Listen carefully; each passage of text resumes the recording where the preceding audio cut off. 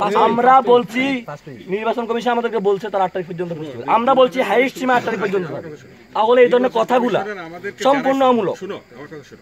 নির্বাচন কমিশনার জানিয়েছে যে 8 তারিখের পরে তারা প্রস্তুত, 8 তারিখের পরে প্রস্তুত। তারা তো বহু কথা বলতে পারে, বহু কথা বলতে পারে। আমি তারা যখন বলছিল আমি তাদেরকে জিজ্ঞেস করছিলাম, আমি তাদেরকে স্যার আমি শেষ করি প্লিজ স্যার। এটা কোনো আন্দোলন না, এটা একটা ভুল বোঝাবুঝি হয়েছে। আমাদের কর্তৃপক্ষের একজন কর্তা ব্যক্তির মিটিং থাকাতে উনি একটু ভেবেছিলেন যে ওই টাইমটা কভার করতেছিল না। আরেকজন কর্তা ব্যক্তির তোমার অসুস্থ হওয়া ওনার ডাক্তারের অ্যাপয়েন্টমেন্টে চলে গেছে। তো এখন ভাবলাম যে পরের দিন নেওয়া যাবে, কিন্তু এটাতে আমাদের ছাত্ররা ভুল বলছে যে হয়তো ইলেকশন মনে হয় পিছিয়েই যাচ্ছে। আসলে ব্যাপারটা তা না, ইলেকশনের জায়গায় আছে।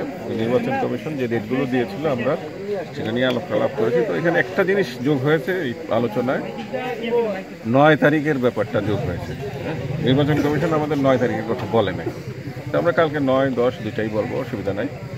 9 দিলেও আমাদের অসুবিধা নাই, 10 দিলে আমাদের কোনো অসুবিধা নেই। এখন সিদ্ধান্তটা কি হইলো স্যার? তারা এখন আমাদের 9 বা 10 যে কোনো একদিন হবে আর কি। হ্যাঁ, সাকসু নির্বাচন কালকে ঈশান নামাজের আগে কোনো এক সময় আমরা ঘোষণা দেব, কারণ বিকালটা তোমার দিন ছোট তো। জি স্যার।